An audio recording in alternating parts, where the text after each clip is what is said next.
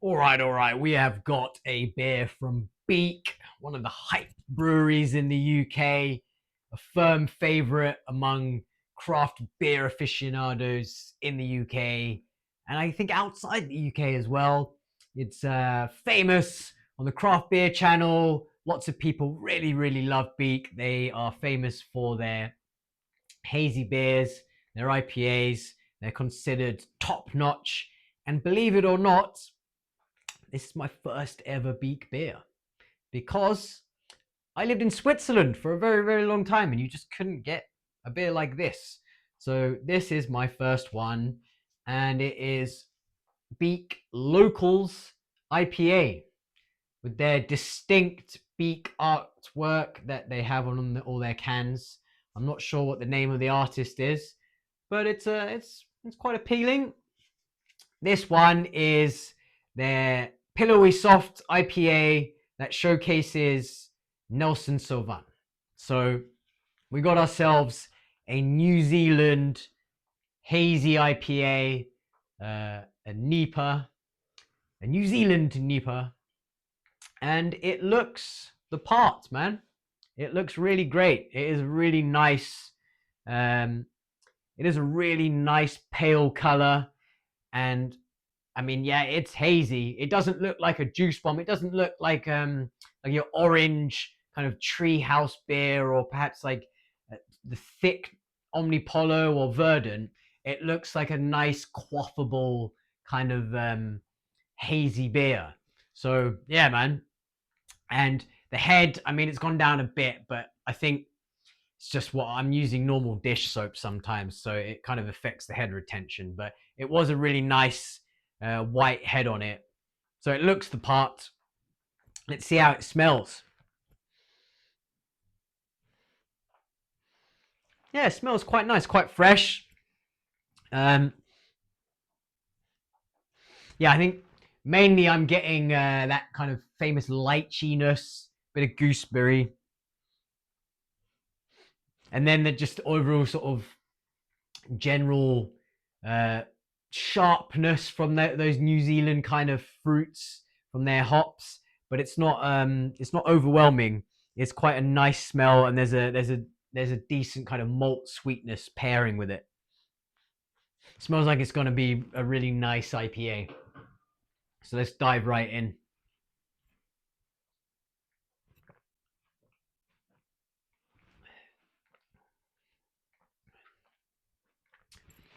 There you go. That's why that's a hype brewery.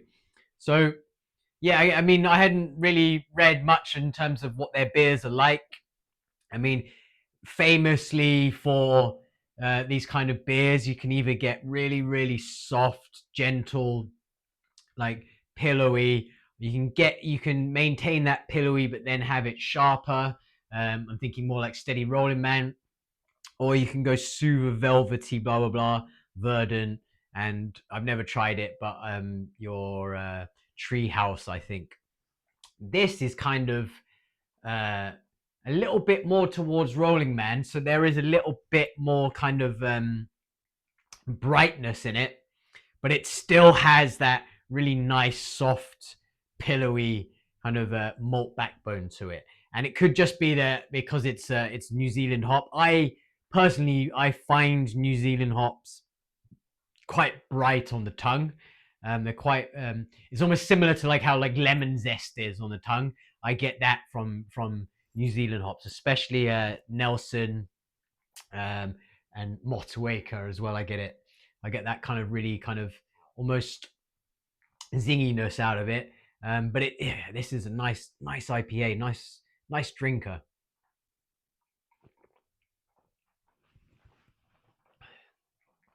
Mm. It's got a beautiful mouthfeel to it. It is like really light, but not thin, and that's amazing how they can achieve that. It gives you that that sense of this is going to sound really weird, but like imagine it in terms of chips or fries, as Americans would say. You can get those really, your basic kind of oven fries that you get from the freezer, and they can be really thick and dense. And then you get your double fried Belgian fries, and they're like crispy on the outside and then really light and fluffy on the inside. It's like that. It gives you that kind of crispy edge, and then it's super fluffy. So you get both, best of both. So the you get the potato without, the stodginess. That's that. So well done to Beak. You are producing the Belgian fries, or the Gordon Ramsay of roast potatoes, in this IPA. So fair play to you. In terms of taste,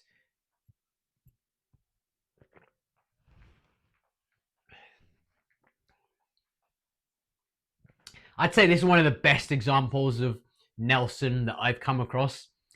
I'm not really much of a wine drinker. Sometimes I find Nelson not to be like too much, like it's not my thing in terms of palate, but this is nice. So this definitely has that lychee, has that gooseberry, has that bit of kind of wininess, but it's not strong at all. It's actually a really nice expression of it. It's really drinkable. So yeah, man, I don't know. I mean, is that just the harvest? Is that the way they're hopping it? I don't know. But all I do know is that that is probably the best version of a Nelson Sauvin beer that I have drunk, for sure.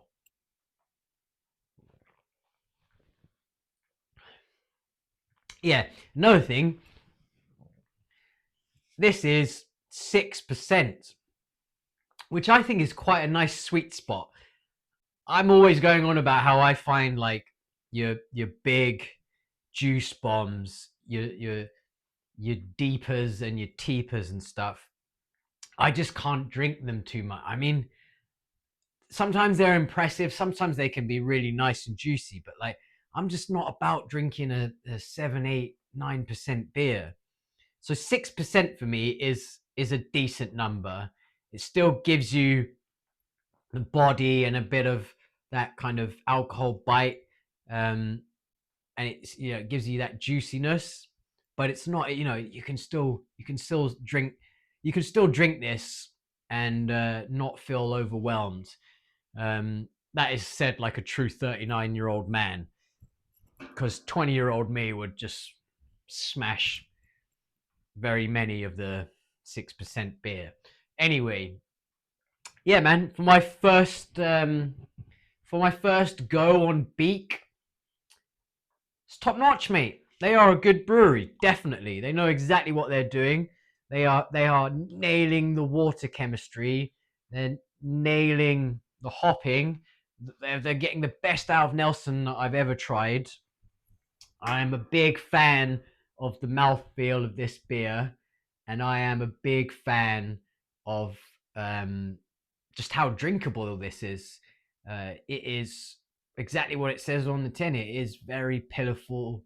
It's very pillowy, and it is just like giving the best opportunity for those hops to show you what they're all about.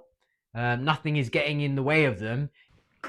Yeah, it's a beautiful canvas for the hops to be singing. And I think all these breweries that specialize in these hazies, they have their kind of go-to kind of malt bills that they know allows them to then play around with the hops, and they know what works. So they know the water chemistry. They know, they know their mash pH. They know their grain bill, um, and they generally they try to, very lightly adjust it, but they know exactly their style as a brewery, and you can see the differences in them. You have DEYA that are a little bit more, allowing a bit more brightness, a bit more kind of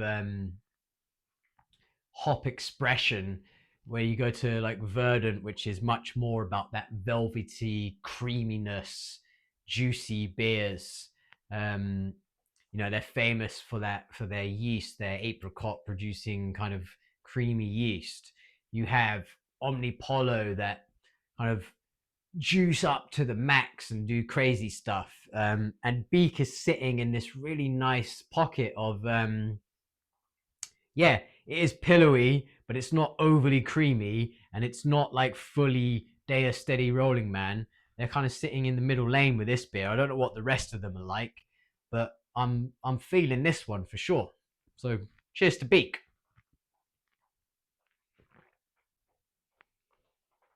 That's an absolute banger, mate. Honestly, that is an absolute banger of a beer. Like in terms of drinkability, really, really great. I could drink several of these definitely. Sometimes I find these juicy beers a bit overwhelming. In terms of a home brewer, I'd say I want to replicate that. I want to design my own hazy to be similar to that, and I don't want it to be 6%. I want it to be around 5%. But in terms of the body of this beer, the pillowiness and softness together with that hop expression, it's wonderful. It really is. So yeah, man, I've got I've got one in the tank right now. Um, it's gonna look less hazy. It's gonna be a lighter color. I've gone for Bark Pilsner, and I think I'm probably using about half of the adjuncts than's in this, because you can see this has got a decent. This is probably about 20% on the oats, maybe a little bit more. It's not as crazy as some of those breweries who, some might go to like 40% or something mental. Um, Mine is about, I think it's like 12 or something, 12, 15%. But the ABV is lower. So I'm trying to balance it a little bit. I don't want it to be too thick without the alcohol presence. So yeah, man. Nice one.